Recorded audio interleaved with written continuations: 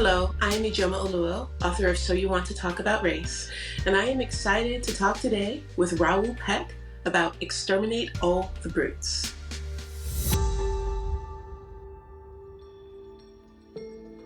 I really want to know what inspired you to make this. Well, it started right after I Am Not Your Negro.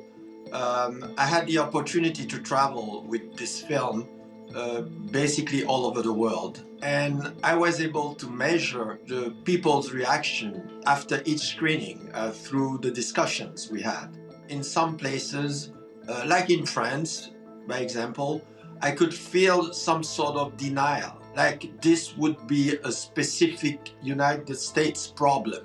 From that situation, I thought I must go deeper. I must dig deeper and go to the origin of the whole story, the origin of racism, the origin of what I would call Eurocentric school of thoughts. That is really fascinating, and I can completely relate. As a writer who writes about race in America, often I will hear people say, oh, thank goodness I'm not in America. I don't have these problems. I don't have to deal with racism. But of course, we're talking about systems and structures, and I think that it's amazing that you really decided to look at this 600-year history of white supremacy, and I would love to know how you managed to fit that into this series. I knew that I could not tackle this project without a very solid fundament.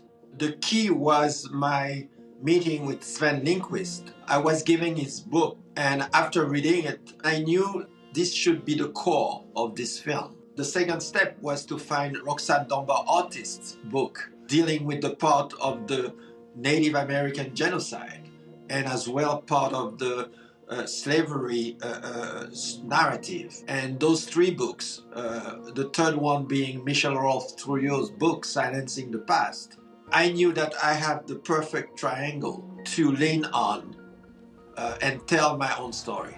You really combine so much in a really informative documentary. You have animation, archival cinema footage, and fictional scenes. And I just really want to know, how did you pull that together, and what was your inspiration for going this route? If I am deconstructing a story, I also have to deconstruct the language of it. I have to deconstruct the form as well. I can't just reframe everything using the same instrument. What I want is for you to bring your own identity, your own story, your own experience in the process itself. And then it becomes an interesting mixture because you cannot stay outside of that story. You are part of that story. And I make sure in the way I edit that you are never sure about what the next sequence will be. So you're on your toe all the time. That's something that I think that as a Black filmmaker, I think is really special in films like this, because often when films about race are made, there isn't this concern for the humanity of the viewer, especially viewers who may be personally experiencing some of this. New York, 1964. My brother Hebert and me, on our way to public school PS 138 in Brooklyn. Why did you choose to keep your voice in there as narrator? In order to edit, I need a voice. So, of course, the easiest way is to record my own voice so that we can start working. But the more we were editing, the more I was writing, the more the writing became personal. So at one point, I had no choice but then really to plunge into it. I would love to know a little bit more about how your own experiences growing up have influenced this film. You have lived in Haiti, the DRC, the US, and other places, and I would love to know more about how that interacted with this film. You know, each one of us, we have, we grew up being nurtured by whatever is around us. In Haiti, I grew up with American movies. On the same side, I had a very clear view of who I was in Haiti. In school, you really learn the history of your country. So those moments when you are nurtured by those, when you leave your country to go elsewhere, when I arrived in Congo, I realized I was expecting savages. because I was fed by those images in Hollywood. And I knew from, very early on, wherever I was, to question the stories I was told.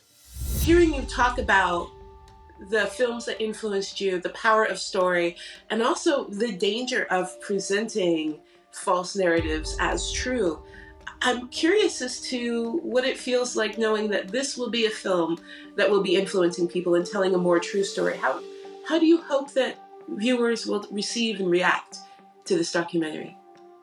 Well, it will depend how far you are willing and ready to engage, because this film needs your engagement. It's not a film for your easy consumption. It's not easy listening.